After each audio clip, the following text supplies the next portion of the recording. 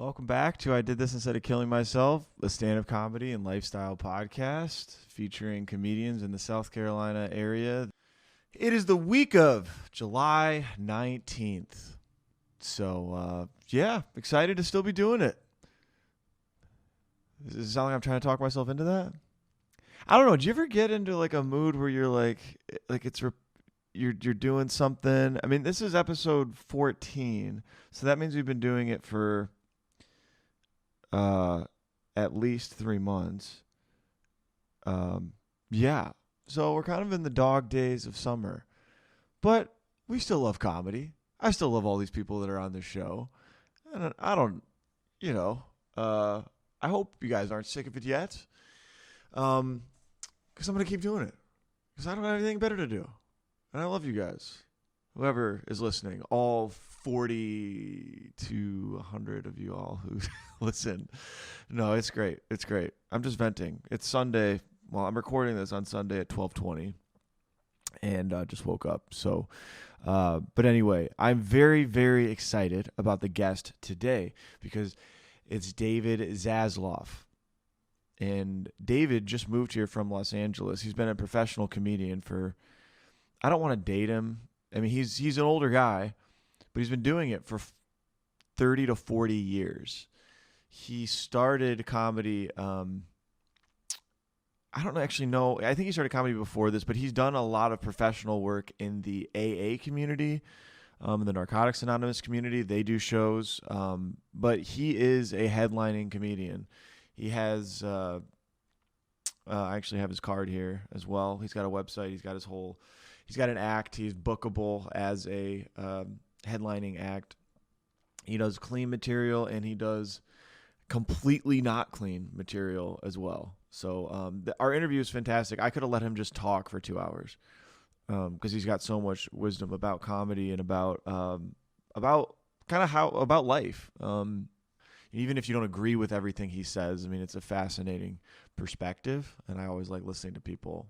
I like listening to people that are his age in general, let alone a comedic perspective. So anyway, the interview's great. Hope you enjoy it. Do not miss it. I will say it's not clean at all. So if you're nervous about language, I wouldn't listen to it. But if there is language, but yeah, I would recommend listening to it if that doesn't offend you. Okay, so this week in local comedy, I'm going to go through the mics that are here local to Greenville, South Carolina. So starting off, Monday night at 7 o'clock is Coffee Underground, hosted by Craig Holcomb. And 7 o'clock sign up, no cover, no expectations comedy. After that, on Monday night, 8 o'clock, Habiba's Mediterranean Restaurant. All jokes aside, open mic hosted by Dante Anderson. On Tuesday night, in Anderson, Doolittle's restaurant, downtown Anderson, hosted by Robin Scott. That is an open mic, and our feature comedian this week is Chris Diorio. Chris is awesome. I actually just did a show with him and Brandon Rainwater and Jay Lenore last Friday, and we're going to be having Chris Diorio on the podcast. So Tuesday night, Anderson. We're kind of taking a pause on my mic that we've done here, just because Tuesday night it's too much to do with these two mics. I go to the Anderson one, so it's hard for me to get back in time. So TBD on my rooftop mic. We may do something there. Just watch it, my Instagram. Wednesday night, Radio Room, 8 o'clock, hosted by Adam Schulte. No cover. That open mic is starting to become a party. Last week was phenomenal. We said goodbye to Kelby Tidy. Not goodbye. See you later to Kelby. Thursday night, Comedy Zone. The I'm Ready competition finals. We have some great members, or not members, but former guests of the podcast are competing. So Tucker Lawson will be there. Who else is competing? Kirkland Manning. There's a few other people. Kirkland's going to be on the podcast next week. So yeah, come out and support. I'm not in the finals, which I think is BS. Just kidding. It's fine. But yeah, come out and support Comedy Zone. $10, 8 o'clock start for that show. Friday night, Liberty Joke Show hosted by Tom Emmons. This is at the Pickens County Performing Arts Center. Great show. It's a squeaky clean comedy show, so if you want to come out and support that. I don't know if there's a headliner this week, but it should be a good, fun, open mic show regardless. Sunday night, Chris Wilson has opened up a mic called Only Jokes. It's at 8 p.m., sign up at 7. It's at Pub Food and Spirits, 1934 Cedar Lane Road in Greenville. All right, that's it for comedy. Here's the interview with David. Hope you enjoy it. For me, because it can allow. I'm telling you a joke. Fuck that. Okay, well, 1 second. We're starting recording. Oh, all right. But this is David Zasloff. Correct. One of my favorite guests that we've had. Oh. And I hit record because David was right in the middle of a conversation about using the mic. Right. And not using the mic. And not using the mic. And knowing mic technique is good. And you know what I noticed? Most people here, including every place we've been, yeah, the mic setting for the tone is critical. And it's like a poetry session. Nobody knows how to set it correctly. So that... What is the ideal mic setting? Warm tone. Warm tone. In other words, there's usually on the amplifier, you can accent the highs, the mid-range, and the low range. And normally, whoever's setting it doesn't set it for a voice. Mm-hmm. They don't know how to set a microphone. So when the sound comes out, which is your voice, which is critical for comedy, right. That's all we have is our voice. We don't have a saxophone or a trumpet or something. Right. You know, we have our voice, and the voice carries the internal spiritual mystic thing that we are. Right. And the jokes, if they're good jokes, are usually deep, or even if they're silly. Even if it's silly, it still has a tone. Like Dangerfield, even though his jokes were silly, he had a great tone. Right. Don Rickles, great tone. Sure. Great love in the voice, and the voice needs to be projected correctly. Otherwise, you'll lose the feeling of who you are. Interesting. And it distorts everything. So the story you were telling when we started was a show you did where the mic stopped working. Right. You put down the mic. Right. And then you started just projecting of your own voice. Right. And you said that made all the difference because your true emotion. I was yelling, and I was in the glory of my own pure existence without a microphone. Just my body and whoever I am. Was that your first time feeling that? And how long had you been doing stand-up? Quite a while. Okay. Like how many years in? I don't remember at this point. It was a lot of years. But it got me thinking about how much I needed to be more vibrant on stage. And the microphone was inhibiting me because it was so powerful. I didn't have to use my own power to be vibrant. I could use the microphone, but the microphone is not who I am. Right. You know, and if you're funny naturally, it's going to come out without a mic. Mm-hmm. And then you get on stage. You know, unfortunately, if you're doing a huge room, you need a microphone. Right. But then you need an engineer who knows how to set the dials right. So your voice, who you are, gets transmitted as best as it can be through an electronic device. Yeah. Which is prone to distort who you are. Right. And most of the guys who run these clubs, they're rock and roll guys. They don't give a fuck about sound. They want to hear the crashing cymbals and loud, fuzzy guitars and all that stuff. That's not what comedy is. You need your voice. You need to hear your voice. Yeah. So how do you use the mic today? Everything you do, would you say is intentional? I back away from the mic. Even at the Comedy Zone, I will put the mic down here to just let it. I just want to use it to amplify my voice a little, but I want me to be exerting my body and my voice to get my words across. Okay. So they come. So it comes across as being genuine, and I'm not. You know, it's like I said before. It's life and death. It's the difference of life and death. Yeah. You said this to me when you walked in too, about how every word on stage is precious. Right. Should be intentional. There should be emotion behind it. Good writing, good diction. Every word gets heard. Every word has an importance in the joke. Okay. And then there's times when, you can break through that, especially if you're going to improvise when things are just happening. Mm-hmm. That's a whole different experience, because then you're in the moment, and then you're bringing the audience into the moment, and that's when shit's really funny. Yeah. And then you're naturally funny. It's going to be it's going to be funny, because most people in the audience don't live in the moment at all. They live 20 years past. They're not in the moment. Sure. And you bring them in the moment, and they experience some of the joy that you're projecting. And it's funny being in the moment. It's pretty fucking funny. Yeah. Yeah.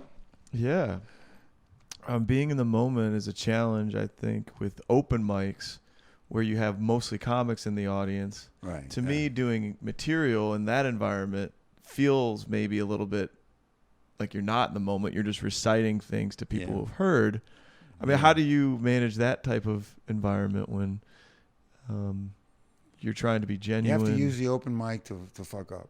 Yeah. The further the open mic is away from, agents or NBC or whatever, whoever's out there looking around, whatever, just fuck up.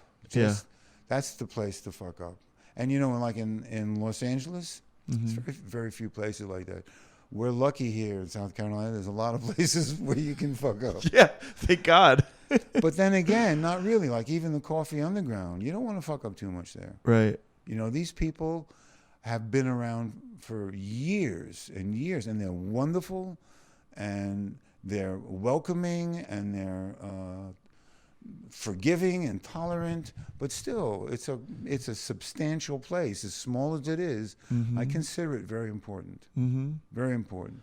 The room tonight is a place where you can really fuck up. Yeah. That's where you can really test some material, and you still give it your all. Right. You still put everything you have into it. Right. Radio room. Yeah, that's where we'll be headed after this. That's a good room. It is. It's very fun.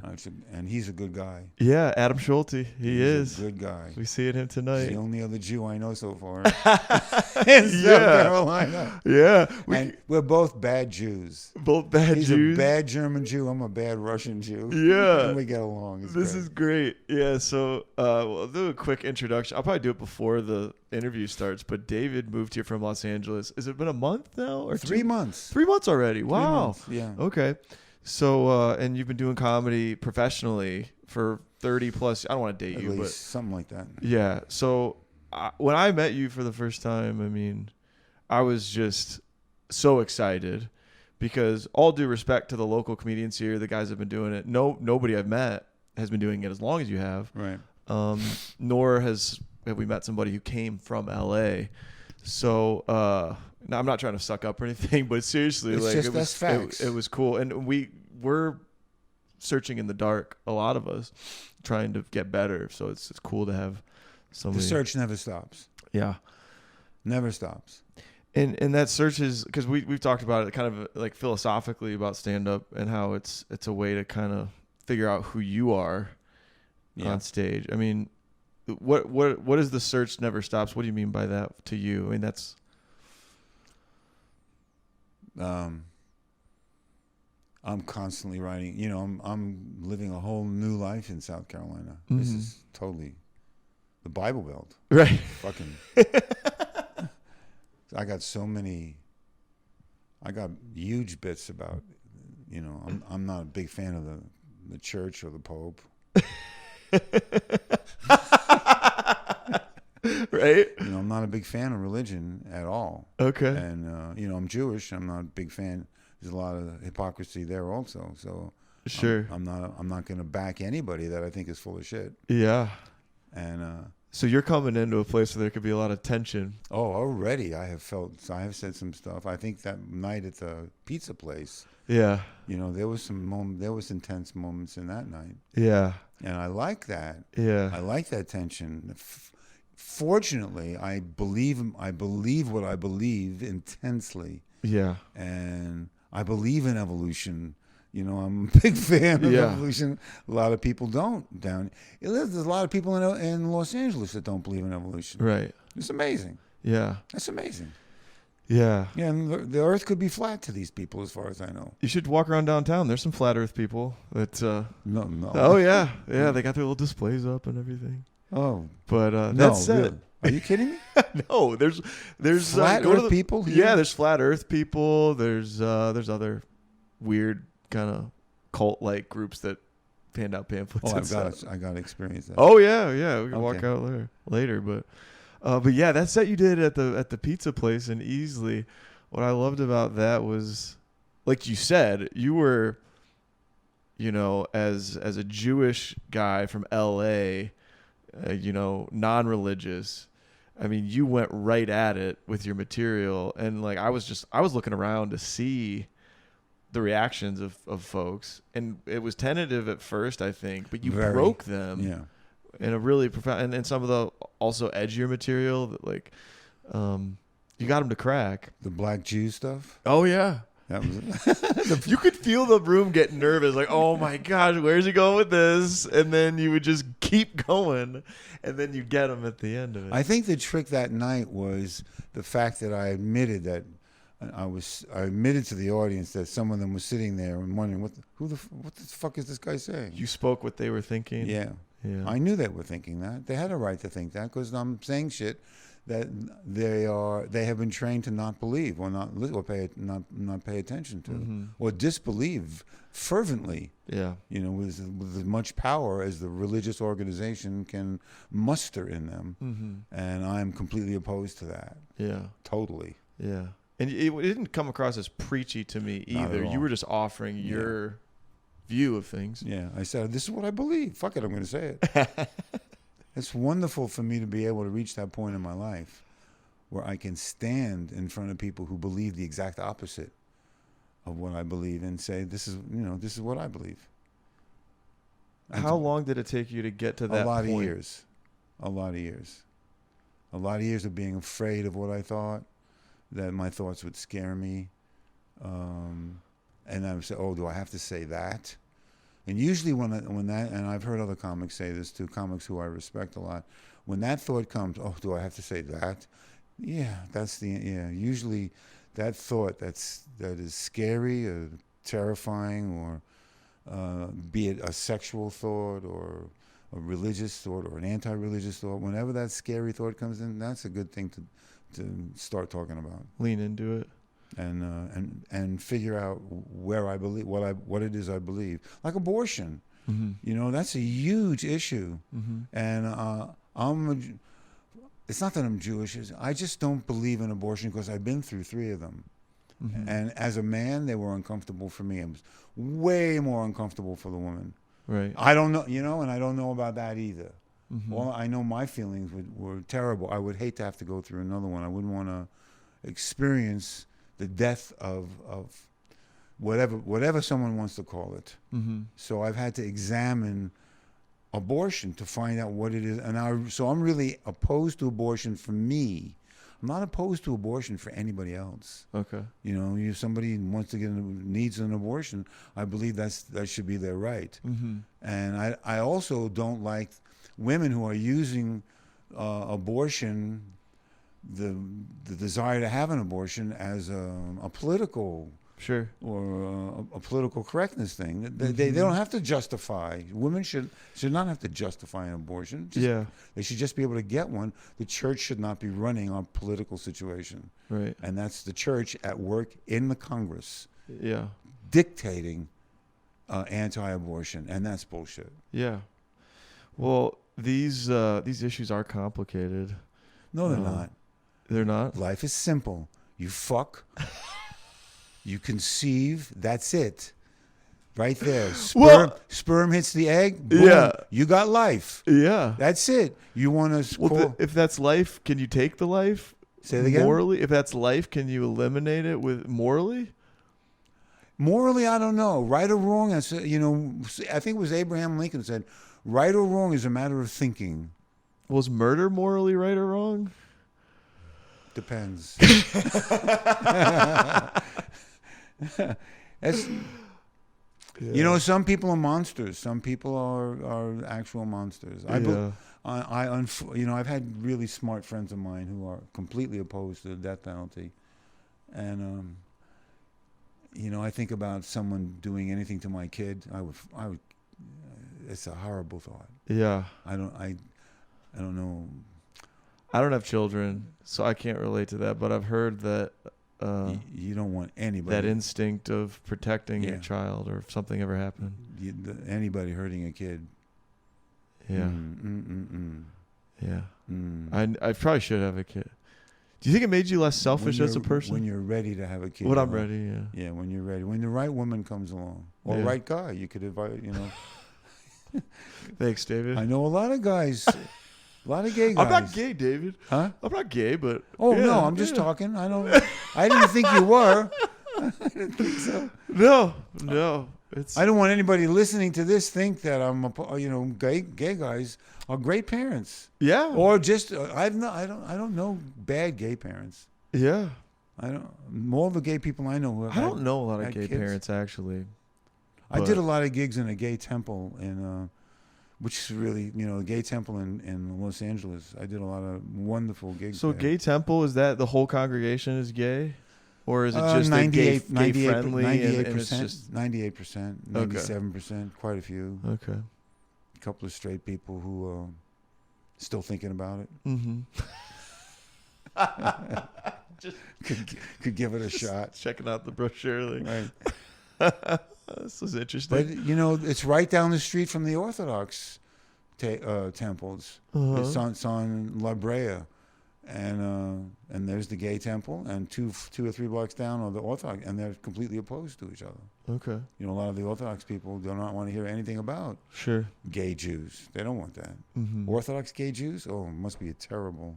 Yeah. So, Orthodox, yeah. So, was there ever a point where you were devout and going to temple all the time? No. Okay. So you're pretty secular. I've always had a problem. Yeah. I walked into my mom enrolled me in Hebrew school when I was 11, and I went in and the rabbi came in, and I remember this. He wrote a Hebrew word which I could not figure out what that thing was, and it was backwards. You had to read it, a thing I couldn't translate, and I had to read them backwards. And I said, I'm leaving. This is not good for me. I wanted to play basketball or play trumpet. I was playing trumpet back then. Okay. I was 11 or 12, and I played hooky for 2 years, and my bar mitzvah was supposedly coming up, and that wasn't going to happen. And my mom went to pick me up for the first time, and she went to the rabbi. I said, "Where's David?" And the rabbi said, "David who?" You hadn't been there in I had played years? hooky. I played hooky for 2 years. I would go to my cousin's house. He played trombone. We were about the same age. He played trombone, and I played trumpet, and we played duets. And we made fart sounds on our horns. And then my mom was very, very upset. And then I was walking one time, and I realized that I was a bad son. I wasn't getting bar mitzvah, so I asked my mom. It was about 6 months before when I was supposed to be 13. And I said, can I get bar mitzvah? I would do that. And she found a rabbi who taught me the sounds of the Hebrew words. I didn't understand what they meant, but I learned the part of the Torah that I was supposed to say, just the sounds, and there's a melody that goes along with it. I got hip to the melody immediately. I got that down very fast. Okay. So I got bar mitzvah, but it was a farce. And we had a big party at the Tavern on the Green in Central Park. Wow. Big deal, big band, orchestra. And I remember I got a lot of gifts and a lot of envelopes with money. And this is when you're 13? Is that when that happens? 13. I was not a good Jew. Okay. What does that mean? Not a good Jew? Just because it was more just the ceremony wasn't. Just didn't like it. Mm-hmm. Just didn't. I've learned over the years that the Jews are absolutely amazing people. Mm-hmm. Absolutely, totally. When you look at the list of Pulitzer Prize winners and Nobel Peace Prize winners, it's way on the balance of Jews. Mm-hmm. Yeah, in philosophy, psychology, science, medicine, mm-hmm. everything. Jews are just incredibly inventive. Yeah. And I'm really proud to be Jewish. Yeah. And especially as a comic. Yeah. You know, look at all the Jewish comics. Yeah, Larry David and Jerry all Seinfeld the are two of my favorites. non-Jewish comics that have stole our shit. Yeah. Lenny Bruce, one of the worst Jews there ever was. Yeah. He's a great one. Lenny Bruce is Jewish. I forgot about that. Oh my God, so Jewish. Yeah. So Jewish. Do you think what makes Jewish people funny is the historical suffering and There's a certain mentality. mentality? A certain mentality. I don't know if it's the suffering, but there's a certain gift, Mm-hmm. certain way of looking at Looking things, at the world. certain way of looking at it. Yeah. And there's a certain sense of fair play also in the Jewish world. Now, there's been a lot of hypocrisy recently because the Palestinian situation is insane. Mm-hmm. You know, the Palestinians clearly, there's not going to be peace until everybody has a place to live. And Yeah. They're battling over the land. you know, you can't expect people to be content when they have nothing, and then you can't expect the Jews to not protect themselves. Right. It's totally the epitome of insanity in this enormity of the universe. Right. We are here fucking killing each other Yeah. on a piece of Over dirt. crappy dirt. No, it's great dirt. The dirt is great. I Is it? worship I've the never dirt. been there. I've never been there. Well, no, I'm to the talking Holy about Land. dirt in general, because Yeah. most people don't. Here's another subject. Most people don't know that dirt is alive. People don't even think about how much we trash dirt. You know, Yeah. You mean soil in general? soil, earth. Without that, there's nothing. Yeah. There's no trees. There's no grass. There's no people. We gotta make sure that doesn't go bad. I We'd have be a in real T-shirt trouble. that says "Dirt lives." You know, there was a sign. There was a bird. I think it was Coltrane. John Coltrane was cool. His nickname was Bird. You know who John Coltrane is? Yeah. Great sax player. Mm-hmm. And I think his name was Bird. His Okay, nickname. that was his nickname. And the slogan was "Bert lives." You would see that in jazz clubs and toilets. You know, Okay. Bert lives, and I came up with "Dirt lives." You still have T-shirts like that? I have them. Yeah. Yeah, you sell them? Yeah. Okay. But nobody gets the joke. Nobody gets it. You know, only you got to be over 70 to get that joke. Okay. 60 or 70. Yeah. Well, that's cool. Dirt lives. So, The other T-shirt is Hollywood, the place where truth lies. that is funny. Yeah, I wrote that before True Lies, the movie, came out. Okay. I think somebody heard that. I think somebody heard me say that. You think they got the movie title Absol- from your T-shirt? Absolutely. Hollywood, the place where truth lies. Yeah, I've had a bunch of stuff that I've said 40 years ago. I said cunt on stage 40 years ago, 38 years ago. What was the reaction? I got to sleep with the prettiest girl in the room. Actually, I got to date her. You got to date her. The prettiest girl in the room, and it was so scary. I remember trying to think, how can I say cunt and get away with it? And I wrote that whole monologue on pussy. Yeah, that was the first set I ever saw you do. And you had the I wrote that 38 years ago. Wow. Before the vagina monologues. So, did Lenny Bruce say cunt? I don't think so. Okay. But the word that got him in trouble was cocksucker. Okay. Oh, that got him in a lot of trouble. Yeah. And his routines, the routines against the church, which are brilliant. Mm-hmm. The most brilliant. And the word nigger, he did a monologue must have been the late 50s, early 60s. And a lot of comics don't know about that monologue. It's the best monologue on the word nigger that I've ever heard. How insane. Is it available anywhere? It's on YouTube? It's on satellite radio. I think it should be on YouTube. Okay. Look it up. Look it up. It's phenomenal. Lenny Bruce says the N-word. Not the N-word. The N-word didn't exist back then. Okay. There was no political correctness. Okay. You I'm know? still afraid to say it. Even in your own house. In my own house. We're recording. No, I wouldn't. I don't know. But I don't. I think back then there was no nigga and nigger. I don't think there was that subtlety. There was just nigger. Yeah. And he took it on. Yeah. And it was brilliant. Yeah. Wow. Is Lenny Bruce? Is he? I mean, do you have a favorite comedian? It's Lenny. It's Lenny. Oh yeah, I named my cats Lenny. Yeah. They only come inside to shit. Well, Lenny Bruce and Lenny Bernstein. Okay. Two of my favorites. Yeah. When did you discover that? Two Jews. Yeah. Two Lennys. You said Lenny Bruce, Lenny Bernstein. Yeah. When did you first happen upon Lenny Bruce? Like, oh, I was young. I was young when I heard. My parents had an album by a lady by the name of Belle Barth. Okay. You don't know Belle Barth? Mm-mm. She played, I think it was the Flamingo Hotel in Florida, and she was big, heavy-set woman, played the piano, and she sang songs like, I'm going to line 100 men up against the wall, bet $100 I can bang them all. I banged about 98. I thought my back would break. You know, that's what I remember when I was a kid. Yeah. What year was this? Oh, God. 1956? Okay. 57? And she sold 1 million copies without airplay. Yeah. I mean, it's fucking amazing. 1 million copies of a vinyl record that said, yeah. I'm going to bang 100 dudes. I'm going to bang up against the wall. Up against the wall. That's good. Yeah.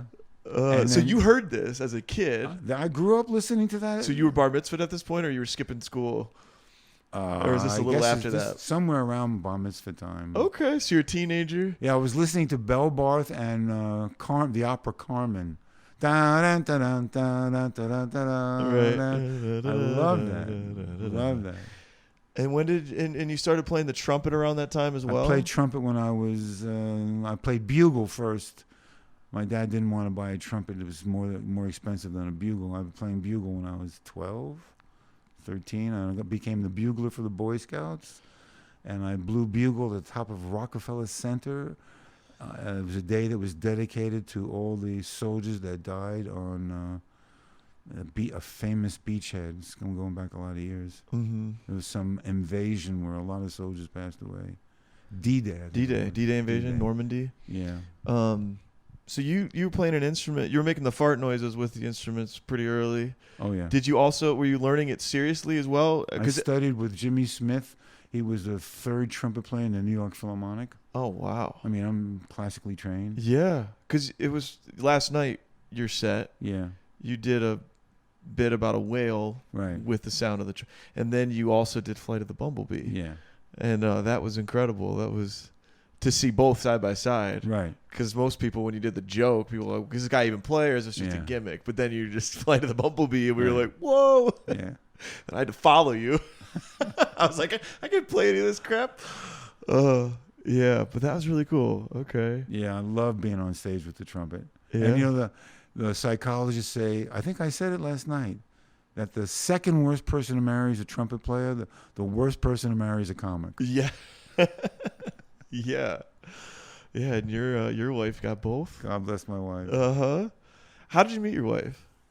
I was doing comedy. She was in the audience, and I did the pussy monologue that night, and I did some stuff on the flute that was pretty risque, and she loved it. And my set was over. I went in the audience to watch the other comics, and she was sitting to my left, and I took one look at her, and I thought, oh my God, she's gorgeous. And then when the show was over, I went to the bathroom. She was coming out of the bathroom, and she smiled at me. And, oh, man, I was, whoa. And then the producer came over and said, someone would like to meet you. And it was her. Because she knew the producer. Okay. And I was about to try and date the producer because I really liked her. She's a comedian. And I was very attracted to her. She was very, very funny. and she came over and told me that, and she said she's Cuban, she's 22, and she likes older men. And I thought, no, she's 22, she's too young, and I wasn't going to bother with it. She came over, we talked, and we exchanged numbers. She sent me an email the next day saying, I can't stop thinking about you and your performance. Wow. Because I did something on the she's a classically trained Cuban piano player. Oh, okay. And she's hip to jazz and Cuban music, and she's very well schooled. And what I did on the flute was pretty, I tongued, I was scatting and blowing the flute and tonguing at the same time and singing all together while I'm playing the flute, and she thought that was amazing. As a part of your stand-up act? Yeah. Of course, I had this bit about healing people with the flute, and for some reason, one time I was with this woman, and we were naked, and she was dancing, and I was playing the flute, and she sat on the bed, and I went over and put my flute on the end of her pussy, and you know, musicians are like that. That's what we do. No, I don't know. Yeah, well, that's what we do. We do things suck like at music. So I'm blowing the flute for about 20 minutes, a long time, because this beautiful melody came out of a pussy, and I could feel it. And I'm blowing, I'm blowing this thing, and when I finished, she said, "David, you just blew away. This is true. I blew away all of her negative feelings about her body and her genitals, and she said she felt healed." Okay. And she gave me a big hug, and while she's hugging me, I'm thinking, oh man, I could do this for a living, you know. You know? And I told that story on stage that night. The night your now wife? Yeah, she heard that story. I have told she's that. like, I want you to do that and to me. she said, me next. Me next. Oh my gosh. Oh. So that's how we met, and we went on a date. She wrote me that email. I said, okay, I'll invite her to a show, and she came to the next show, and we went out to have coffee, and we have been together ever since. Wow. 17 years. 17 years. With absolutely no doubt that she was the right person for me to be with. Wow. So you met your wife later in life. Yeah, she was 22. I was 59. Wow. 36 years. What was it about her, aside from being gorgeous, classically trained? She showed up on time. She showed up on time. When she said, I'll be there at 7 o'clock, she was there at 7 o'clock. Okay. Every time. So you value punctuality. Totally trustworthy. Funny. Great sense of humor. Worked at that time, she was hired by a very famous comic. She was that comedian's, I don't want to mention his name, that comedian's musical director for a national radio show that he had. Okay. And she was kind of like his, she did everything. She's capable, super capable. She just a wizard at computers and organizing things. She's very smart. Oh, it's ridiculous. Way more mature than I am. Way more mature. She's way more mature than me.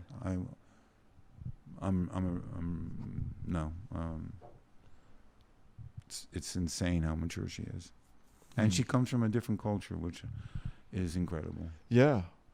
So Cuban culture. I mean, how is that different from what you're accustomed to? Well, family is huge. You know, Latin. Yeah. Family, very important. Which I had no idea. You know, I ran away from my family from the age of 12. Very, very, very hard. And Cubans, I discovered, are known as the Jews of the Caribbean. Interesting. Yeah, I didn't know that. What is it about that? Is it about their particular political work ethic, the sense of humor? Just being under communism, does that impact any of it? No, that was unfortunate. Having a dictator. Castro was an unfortunate blight. You know, he did take care of some of the gangsters that were in Cuba at the time, but I think it's possible that Cuba was better off with the gangsters. Yeah. Because he was a gangster. Sure. And he really fucked up that country. Yeah. He fucked it up big time. Yeah. And I was glad to see it open up under Obama. Because Cubans could use a little economic freedom. Yeah. And a little bit of, being able to go to Cuba.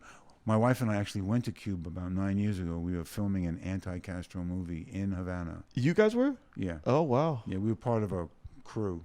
My wife was in charge of organizing the crew. Yeah.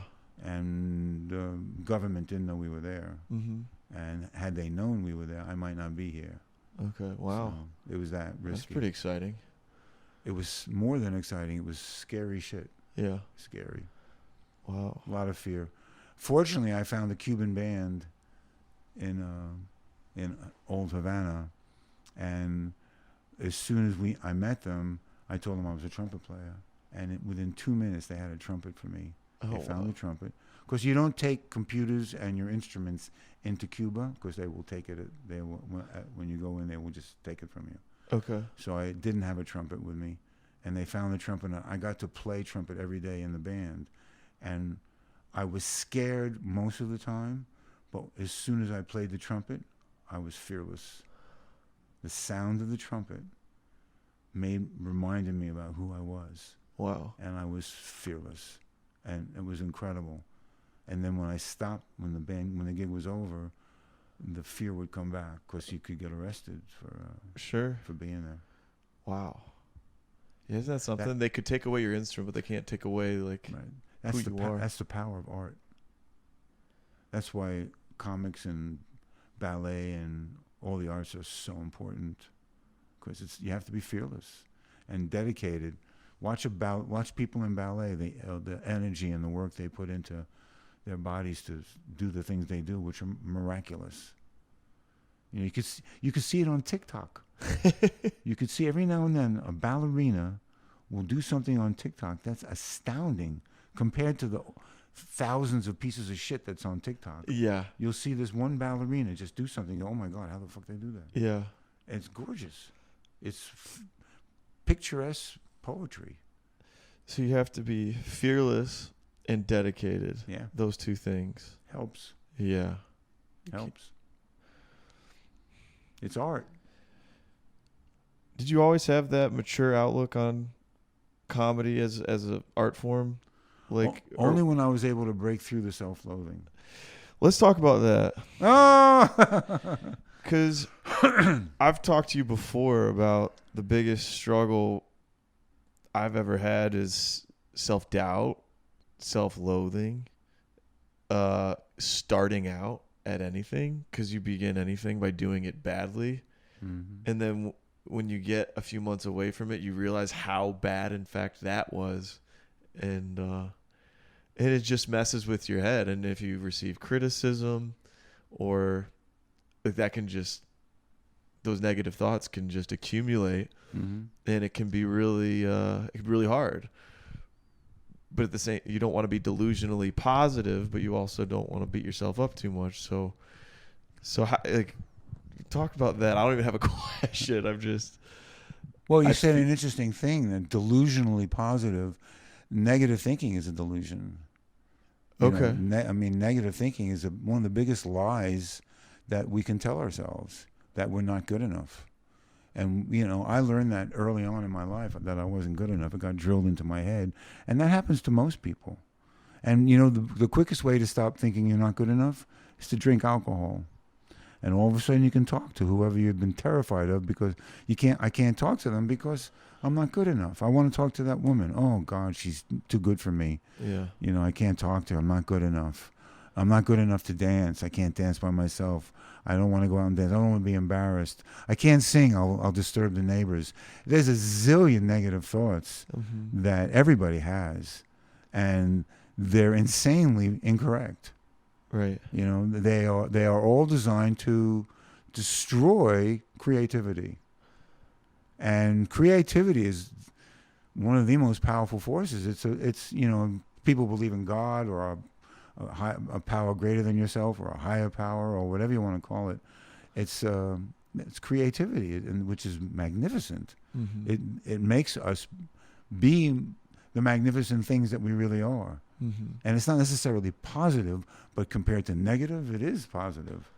And to stay on that track, a positive track, is very difficult in a negative world. Yeah. It's very hard. And everybody wants to put you down one way or another. Yeah. And it's foolish. It means that they're scared. Sure. And they've copped to a life of mediocrity. Right. You know, that's not what artists are about. Artists are about excellence. Yeah. You know, and discipline Mm-hmm. and practice, and those are the good things. And I found it hard to practice. I found it hard to rehearse because I wasn't good enough, or I didn't have enough self-respect to give my innate talent the respect it deserved. But I knew it was there because every now and then it would come out. Yeah. And I was, oh my God, wow, look at that. That's who you are. You don't want to ever stop being that, because it's so much better than being an unhappy son of a bitch. Or, you know, someone who's just negative. Yeah. You know, when I get off the comedy stage, I love everybody. Uh-huh. I love everybody. Right. You know, I've got no judgment. It's just laughter, Uh-huh. which is so deep and so healing. Yeah. It's healing. Make people laugh. It's a great gift. It is. It's so helpful to hear you say all that. Hopefully, anybody listening, because to me, it's helpful to hear that those feelings are normal. Because there's a part of you that thinks you're crazy. You're the only one thinking that, like, it's all kind of, this isn't the way to operate. You're off on a crazy tangent. What are you doing? You need to go to an AA meeting. Well, I did quit drinking. I didn't do an AA approach, but go to an AA meeting. That's Yeah. all people. The biggest thing in an AA meeting is people talking about negative thinking and how, you know, I'm not good enough. I'm not good. You know, I've been to AA meetings in the United States, and I'm not saying that AA is the only way. You know, there's other ways. For me, that happened to work. I went to AA meetings in Croatia, in Europe. Right, I'm thousands of miles from my home. And what do I hear in Croatia? A guy speaking Croatian, which I don't understand. And the lady next to me spoke English and Croatian. And I said, what is he saying? And she said to me, he's saying how much he hates himself. In fucking Croatia. So it's not an American problem. No. And look at all the Russians drinking vodka. Why? To stop the self-hating. Yeah. You know, whenever people drink, it loosens them up and allows them to be social. It allows them the freedom to talk. Yeah. Because they need whatever that is to block out the negative thinking just long enough to get them to open their mouths. And then, of course, you drink too much, you become an asshole. Yeah. So there are other ways to get rid of negative thinking. One of the best ways is to meditate. Yeah. You know, but a lot of people say, I don't want to meditate. My mind is too busy. That's exactly why people should meditate. Because there's just a bunch of shit going on up there that doesn't need to be paid attention to. And what really needs to be paid attention to are the thoughts that come into your brain that have nothing to do with your thinking. Mm-hmm. You know, they're just somebody, I think it was the guy that wrote Thoreau. He wrote Walden. Is that Henry David Thoreau? Yeah, Henry David Thoreau, Walden Pond. Mm-hmm. I visited that pond, which is really funny because now there's a big sign at Walden Pond. It says, no ice skating, no loud talking, no picnicking, no this, no that, no this. You know, you're at Walden Pond, the homeland of freedom of thought. Yeah. And there's all these things you can't do. But the idea is to just not transcend negative thinking, but learn how to ignore it. Sure. And let the positive stuff come through. Yeah. Well, being like, I stopped drinking a little over a year ago, and I think my first year being sober was definitely better than drinking. But the stuff that you're just more aware of everything. Yes. So you're more aware of negativity. Yes. You're more aware of who you are. It's like, yes. So I kind of look at it like I was always this much of an a-hole. I'm just now aware of it. So now what do I do about it? So I was like, all things considered, I'd rather know it and look at it than not. It's just, it's a lot. I understand why people drink. It's nice to be able to shut off the consciousness switch for a little. That's a very brilliant thought, David. Is it? That's a brilliant thought. To be aware, to stop drinking. That's what people in recovery deal with. You know, I spent a lot of years. I stopped drinking and drugs on my own without meetings, and my negative thinking got louder and louder and louder because I could hear it more and more and more, but I didn't know how to deal with it. And recovery taught me how to deal with it. Okay. And it also taught me, little did I know, that there are conventions for AA and NA, and they love comedy. Right. So this is a great segue. Yeah. Your professional comedy career, you performed everywhere. Like, you get booked everywhere. Yeah. But you've done a lot of shows with Narcotics Anonymous, Alcoholics Anonymous. AA, NA, that's Narcotics Anonymous. DA, Debtors Anonymous. Okay. Because it's the same shit. Using credit cards is the same. You know, I feel like I'm a piece of shit. I can't do this. Oh, I got a credit card. I'll buy something. I'll feel good for a second because I did a credit card. But a credit card will kill you. Yeah. You know, the debt. Oh yeah, now I owe 29%. You know, I'm paying 29% interest. Yeah. On a credit card. It's insane. Sure. Whoever invented that was. Sure. Holy shit, that's crazy. And then there's sex and love addicts. Yeah. And then there's sex addicts. There's sex and love addicts and sex addicts. So what's the difference between those two? Huh? Sex and love versus just sex addicts. A sex and love addict is addicted to the romance of the whole thing. Well, they like to call. They're all fucking. Everybody's fucking. Yeah. The sex addicts are fucking risky fucking. Just fuck anybody on the street. Fucking on the way to the meeting. Yeah. And there's not a question of love. It's anonymous sex. Right. And the sex and love addicts think that their fucking is connected to love. Oh, okay. There's I an gotcha. emotion, and it could be, Yeah. but it's still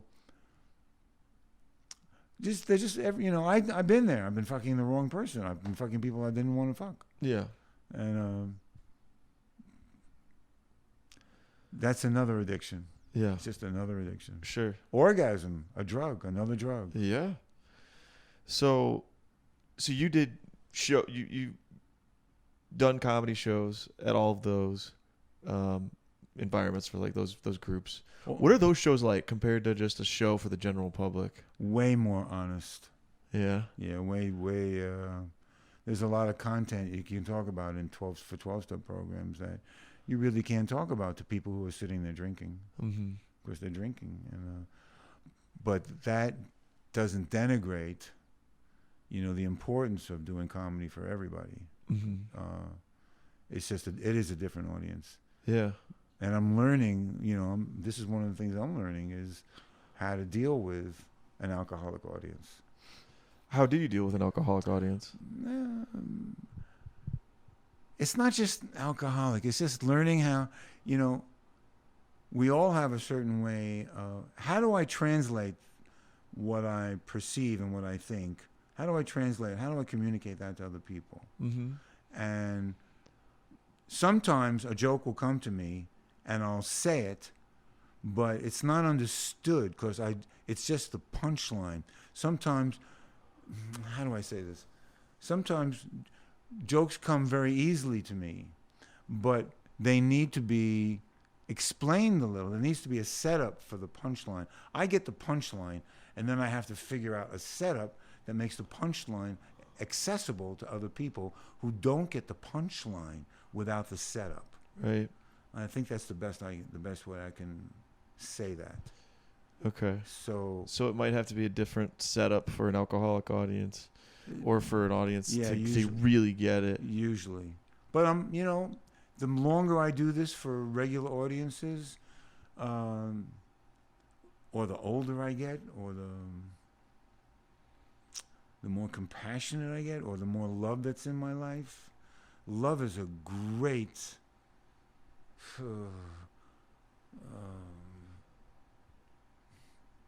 Having a kid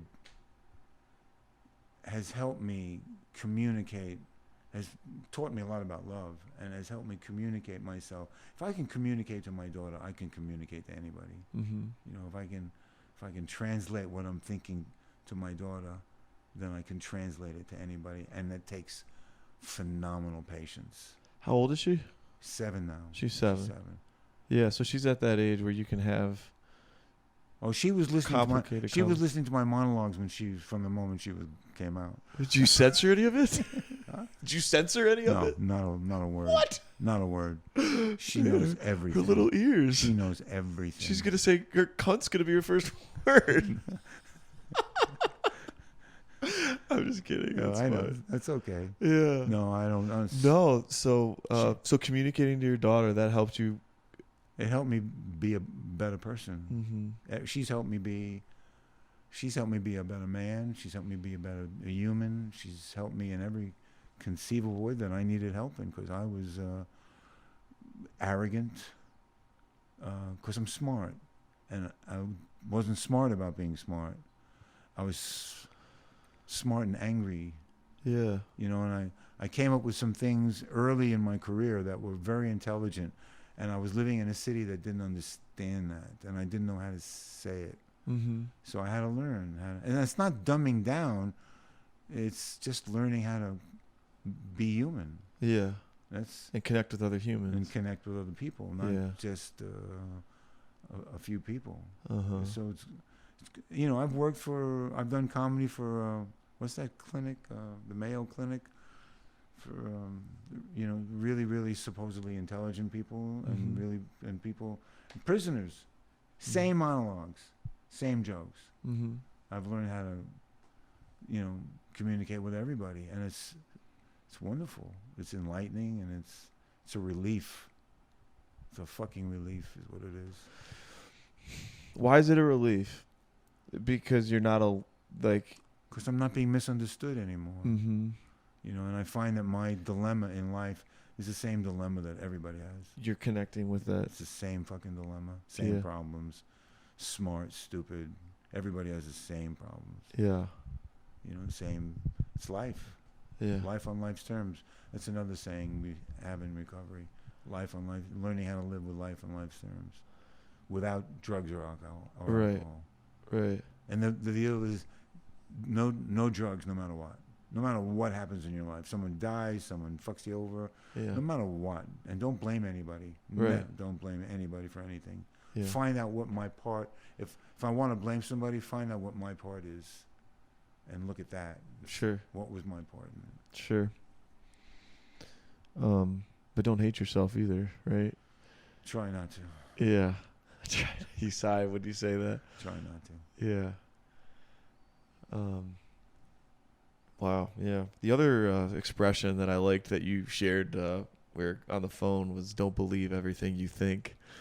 Yeah, that's not mine. That I saw that on a bumper sticker. Oh yeah, I didn't know that. I didn't mean to say it was yours, Yeah. but that one again, I think ties into the negative thinking.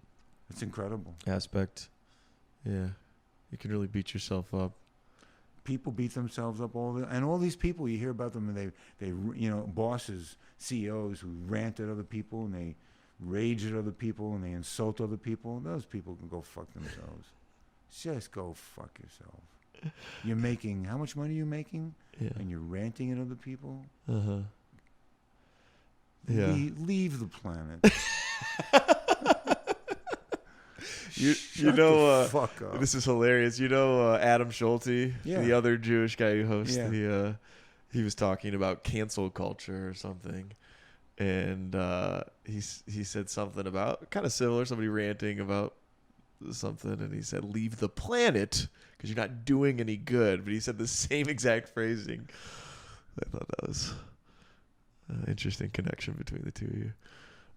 I've been thinking about that a lot in connection with the death penalty. Yeah. Because there's a lot of people on the planet, and it's just I think there should be no more killing in God's name. Did I talk about that the other night? On stage? Yeah, I think I might. No, I didn't. I didn't think. I don't think I heard that. Yeah, it's like no more killing. If you want world peace, no more killing in God's names. If you want to kill, use your own name.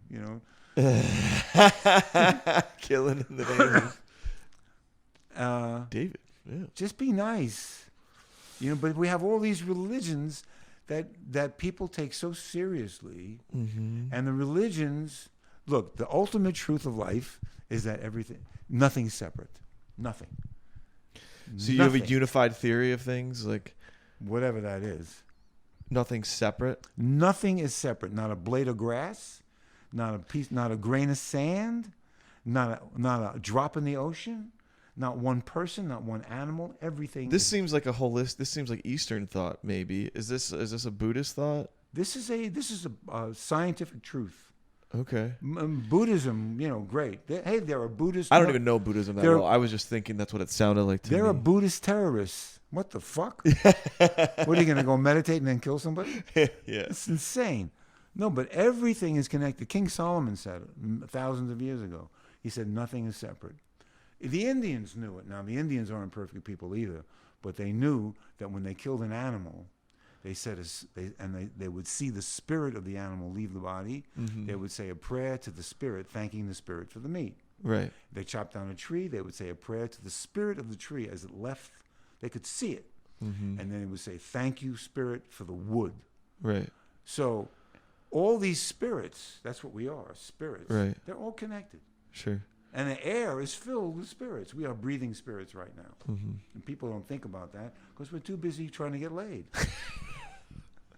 Yeah, totally. Or whatever. Make a living, make $1. Yeah. Be better than somebody else. Right. I just want to be as good as I could be. That's all I want to be. I don't want to be better than somebody else. I want to be as good as I can be. Do you feel like when you're doing well on stage, you're more in tune with that kind of spirit as you describe it? In some ways, yes. In some ways, it's planned. It's contrived, when I'm improvising, that's something else. Yeah. Then I'm present, completely present with everybody. Mm-hmm. And you've seen me do that. You've seen me just say things to people in the audience. Yeah, of course. And that is home free. Yeah. That's home free. You know Gary Shandling?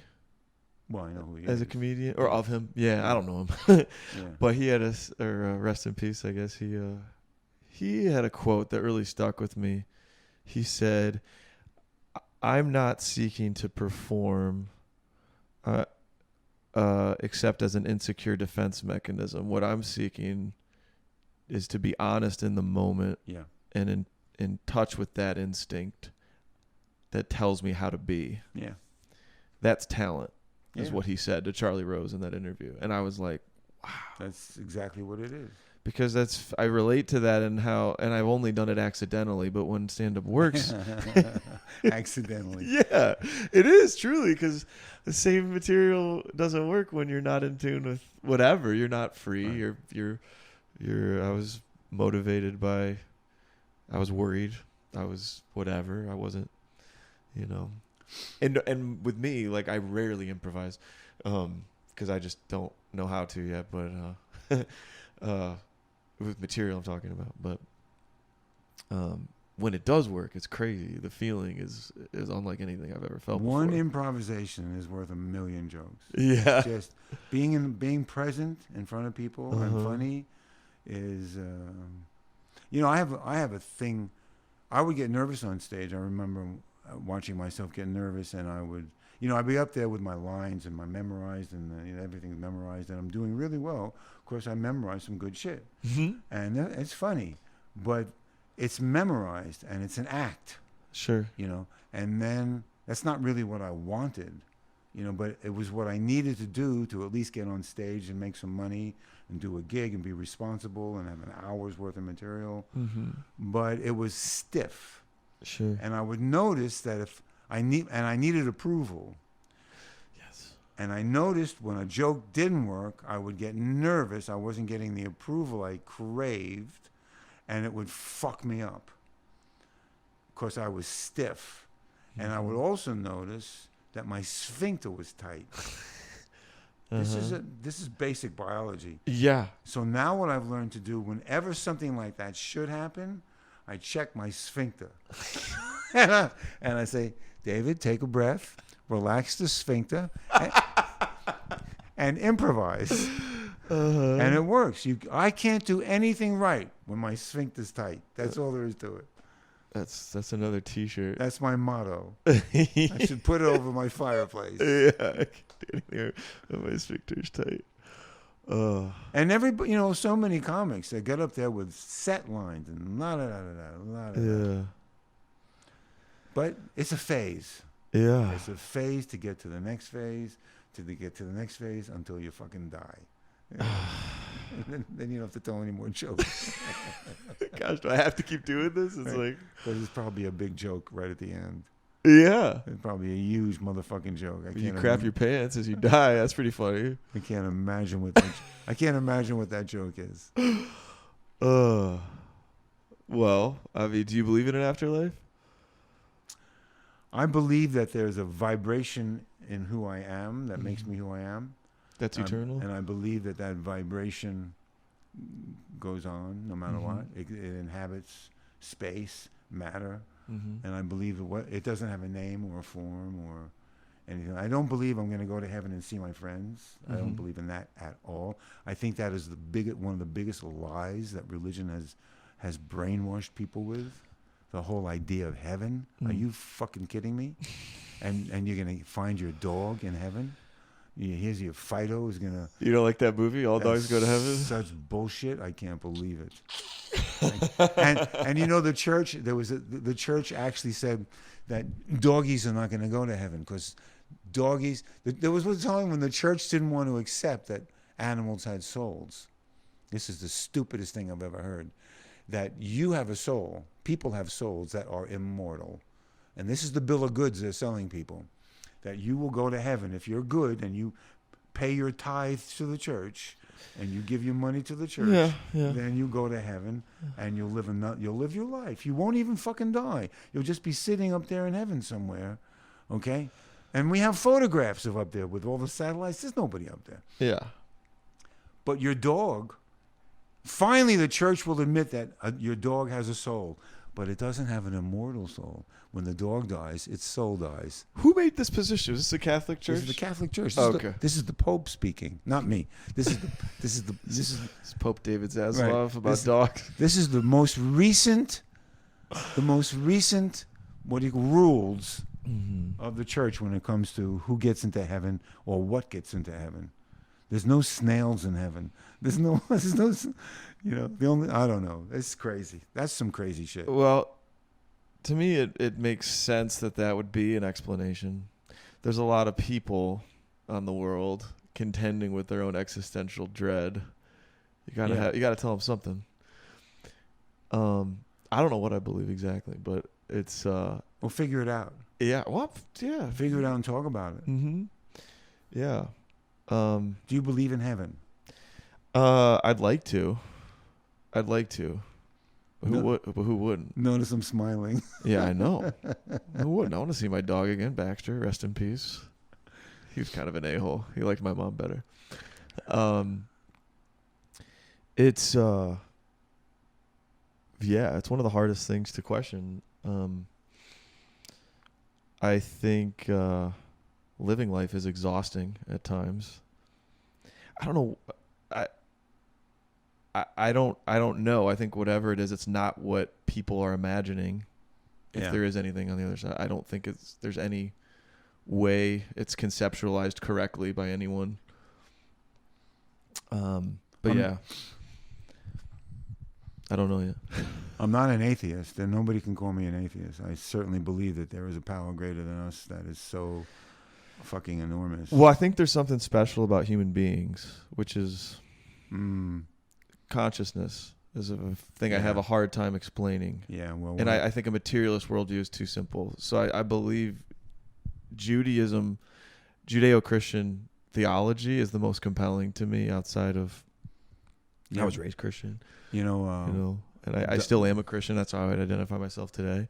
So, dig dolphins. Dolphins are pretty fucking smart, man. Yeah, and they're talking to each other. They call each other by name. We have finally figured out that they are calling each other by name. I have a joke about that. Yeah, the joke is scientists have proven that dolphins can call each other by name. So you would think that if they can call each other by name, they have a language they could talk. Yeah. But scientists won't cop to that because they haven't proven it yet.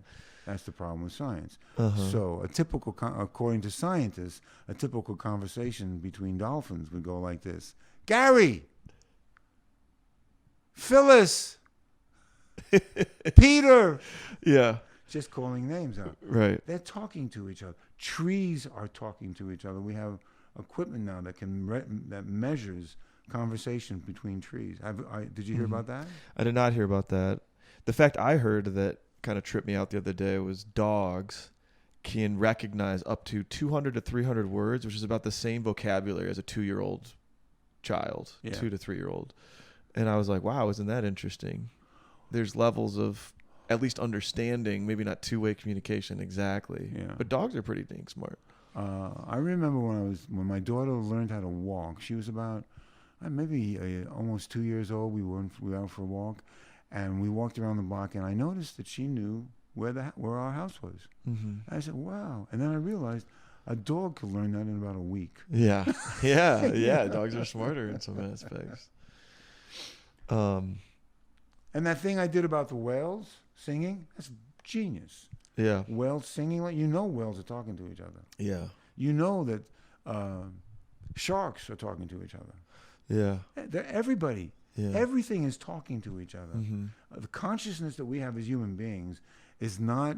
you don't think it's special? No. It's special. It's amazing that we're sitting here talking. Yeah. It's fucking phenomenal. And that there's all these languages. And we're all saying the same shit. And we're all afraid of the same shit in many different languages. Everybody hates themselves in different languages. Yeah, yeah. It's amazing. But it's not exclusive to people. And the more we learn how to talk to the animals, the more we find out how connected we are to them, that they have the same need to be touched that we do. Sharks love to be touched. We didn't know that until a little while ago. No wonder. We were trying to... Who found that out? This We're lady, going to touch the shark? This lady made friends with a shark. And, there was that guy that made friends with an octopus. You heard about that? No, I don't know. Oh, my God. Well, tell about the shark lady first. Okay. Well, first is the manta rays. This couple went out in the ocean and were feeding manta rays. And that's unusual to go to a manta ray because most people are scared of manta rays. Right. So they go out and they feed the manta rays. In the process of feeding the manta rays, they touch the manta rays. Pretty soon the manta rays were coming around to be touched. Not for food. Touch me. Touch me. It's fucking amazing. So this lady made friends with a shark. I don't know how she did it. It took her a year, at least a year. So she made friends with the shark. And finally the shark felt so close to her that the shark allowed her to put her hand down into its mouth and pull out a hook that had been in its mouth. Okay. And the shark was relieved. Right. Okay?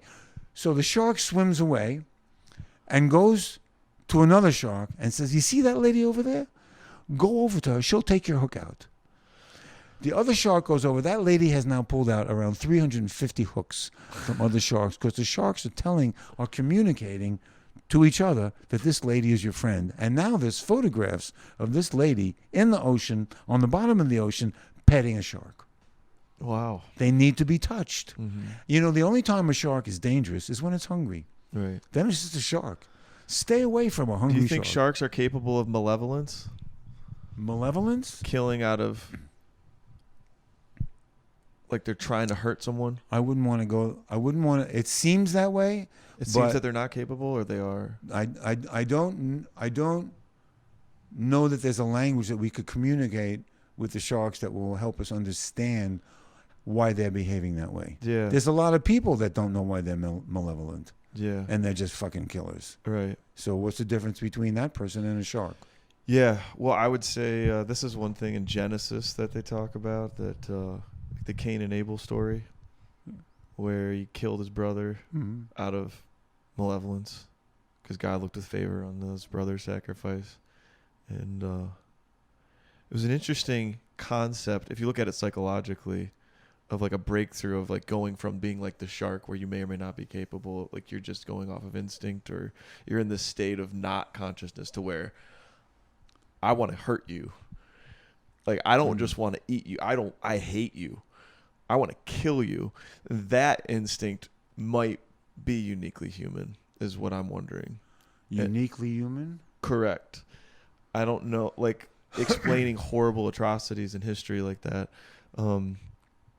Animals to me don't seem to have that necessarily. Like if a lion eats somebody, or a lion, eats an antelope, whatever they eat, they're not eating it because they hate the antelope. They eat it because that's what the lions do. Lions are lions. Right. Hey, listen, we're all protein looking to eat some other form of protein. Right. I'm just trying to differentiate humans somehow, and that's one of the things. The only way we can differentiate ourselves is that we have industrialized protein. We have cow slaughterhouses where we're slaughtering animals in the most inhuman ways to feed ourselves. Well, there's that. Yeah. So that's how we take care of that particular need. Mm-hmm. So we're not eating each other. We are prone to do that when times Mm-hmm. call for it. People will just eat each other. Sure.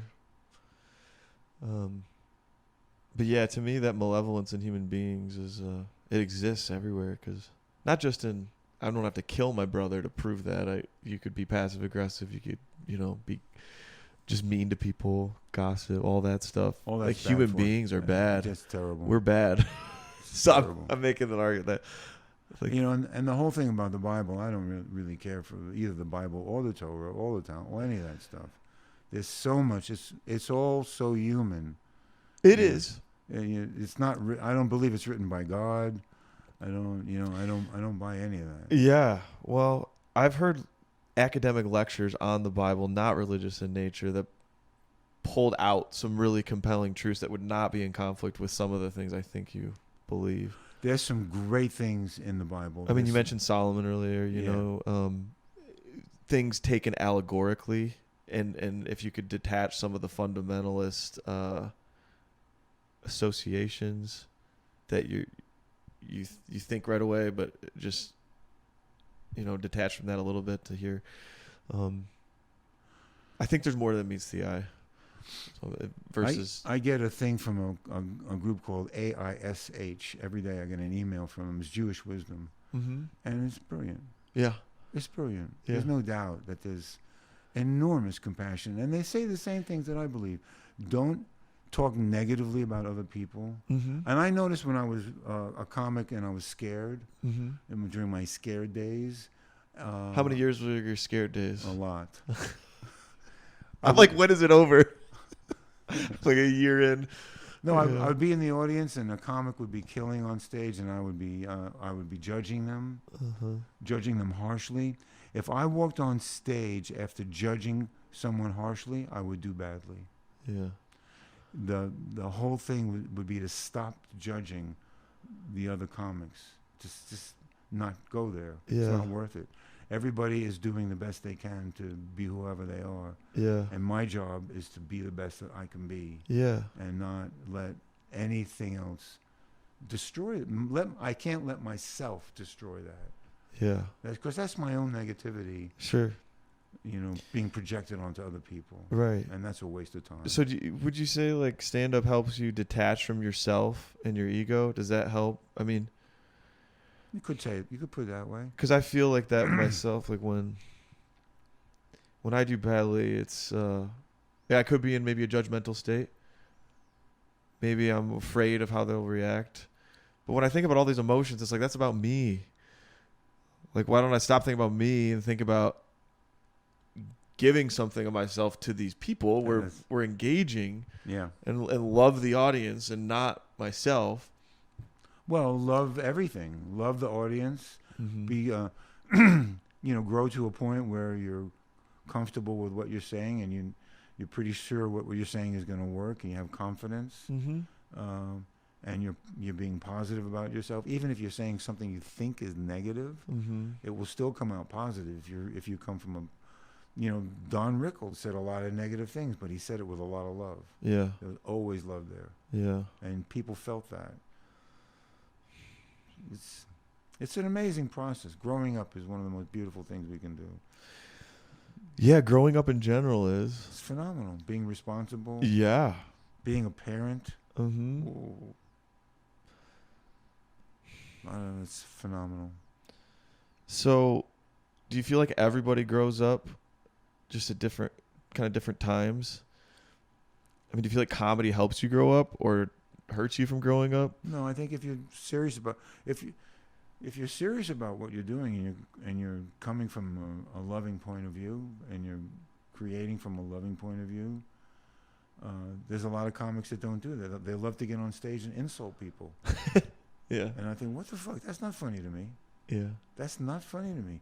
There's a deeper thing. It's easy to criticize other people, because we're loaded with faults. I don't see that as being funny. I see, doing something musically funny. Spike Jones was funny. He did really insane shit. And what was that other guy that played the conga drums on stage? He was very funny, and he wrestled people. I forget his name. He was very funny. Jim Carrey's very funny. Yeah. You don't have to go on. And Jim Carrey is great at insulting his paintings. Ever see his paintings? Yeah, I've seen his paintings. He insults his paintings? The political paintings, anti-Trump paintings. Yeah. Brilliant. Brilliant. But for me to go up and insult people, I'm just not there. I'd rather tap deep into whatever my own creativity is and find something. Victor Borge, Victor Borge, the piano player? No, I'd have to look him up. So fun, musically brilliant. Just high humor. So funny. Who else would fall into that? There's a couple of people that are doing really. Some lady was playing the piano. She's playing Happy Birthday as if Chopin would play it, as if Beethoven played it, and she was brilliant, and there's a different levels of humor, and I'm just not into criticizing people and making a living that way. I don't get it. It's not fun. It's not funny to me. When people do that, I just can't laugh at that. Roast battles. Oh my God. You don't like those? Oh no. I like the old roast with Milton Berle and Jerry Lewis and Dean Martin. Those were genuinely funny roasts with people who loved each other. These other roasts are anonymous, Yeah. It's torture, and they're bad. Yeah. They're bad. Norm Macdonald said something about that. I think it was when you're doing a parody of somebody or you're doing a roast, there should be love for the subject. Absolutely. If there's not, it's not really funny. It's just propaganda or something else. Yeah. It's not comedy. It's not comedy. It's just the epitome of self-aggrandizement. And where's all that shit coming from? It's not coming from the other person.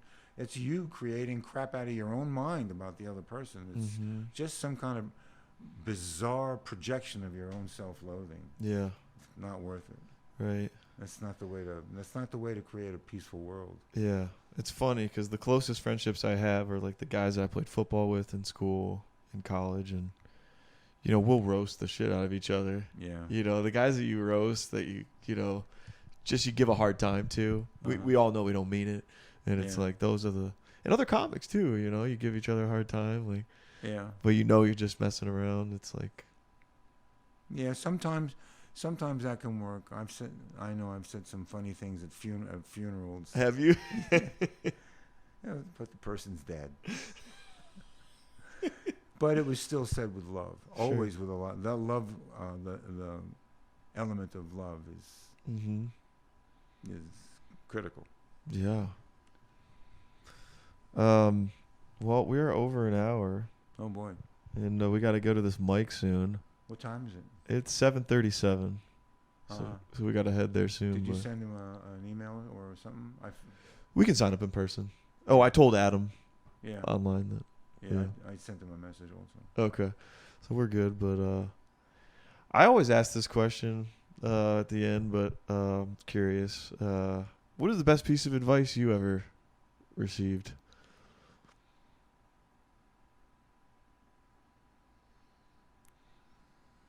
It's kind of a canned question, and you've given a ton of advice already, so.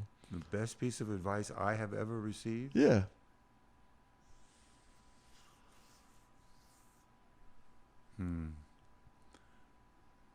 Keep it simple, stupid. I love it. My second wife said that to me.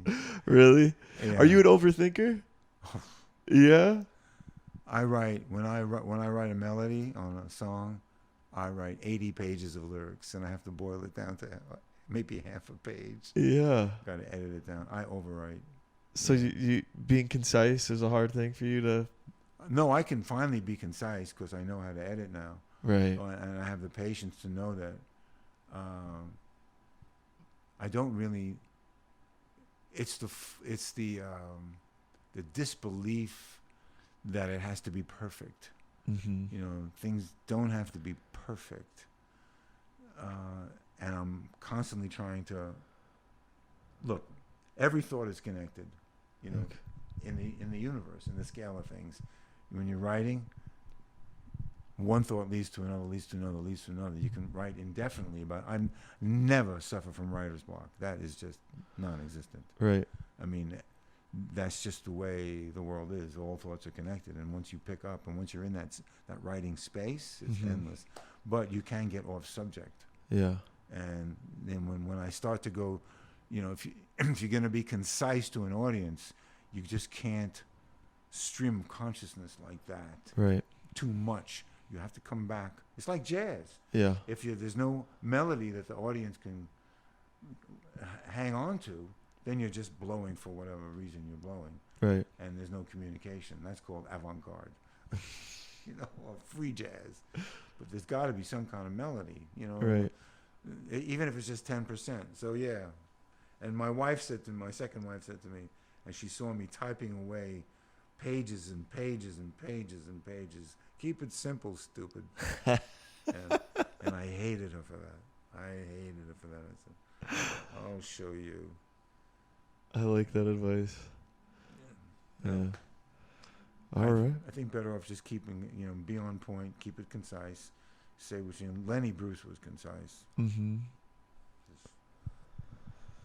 Well, yeah, I appreciate it. I struggle with that. I think I might have mentioned this at a different interview, but my first college professor I had a big vocabulary, and I liked to show it off when I wrote essays. And I turned in my first paper. I thought it was brilliant. And I would use the flower vocabulary. It was not concise. I had a point, but you had to like, yeah. And it was, he tore me up. And I was like, oh my gosh. He said, just say what you want to say. I don't care what words you use. Get to the point. Right. And, you know, that would have cut my 5-page paper down to 1 probably. Right. And, yeah, helpful to know that. Be, you know, yeah. Just, here is the greatest piece of advice. It comes from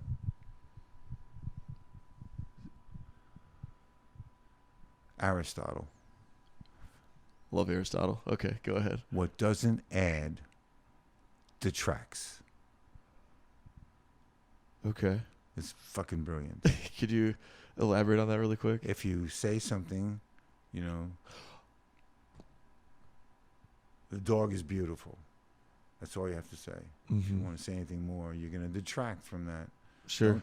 I cross out adjectives all the time. Yeah. I don't need to describe the noun I'm using. Right. In fact, the description, in a comedic sense, interferes with the audience getting to the noun. Okay. I never use the word that. Okay. That is too much. Right. You know, just that which does not add detracts. It's gorgeous. Yeah. It's That reminds me of another quote. I forget who said it. Was I would have written you a shorter letter, but I didn't have enough time. I didn't have the time. In other words, it would take more time to make it concise than it would to. Yeah. There's another quote I'm thinking of. What's another quote? The other quote was, this is William Blake. Uh-huh. I am either a slave to my own system or that of another man's. Okay. So as a comic, you want to be a slave to your own. yeah, don't take a job. Don't take a job. Yeah. I got a job. I know you're a slave to, whenever I worked for anybody else, I was a slave to somebody else's system. Yeah. Because I would work at it. I was a good worker. Yeah, me too. Yeah. I think those are the two of my favorite quotes. Yeah. I love it. Well, we'll definitely have you on again because this was amazing. I really enjoyed the conversation. Good to talk to you too. Yeah. So at the end, we kind of have the guests share like where you can be found on social media. So your website. I have a website with my name on it. It's very simple. I got your card here. Yeah. DavidZasloff.com. That's it. I have a YouTube. I have a lot of stuff on YouTube. I have a channel, David Zasloff channel. Is it just your name, all one word, David Zasloff? I believe so. Okay. Yeah, and Zasloff is spelled, it'll be on the thing, but Zasloff. And yeah, David's awesome. And because of his experience, unlike a lot of the comics we've had on here, I mean, you are a headliner. You get booked for that amount of time so yeah, professional comic, so it's been great. But thanks for coming on. Hey, thanks for having me. Good to talk to you, and it's great to be getting to know you too. So I really dig it. Likewise. And you've been super helpful. No problem. Super helpful, man. No problem. It's been great. It's mutual. So all right. Well, thanks for coming. Thanks everybody. See you next time.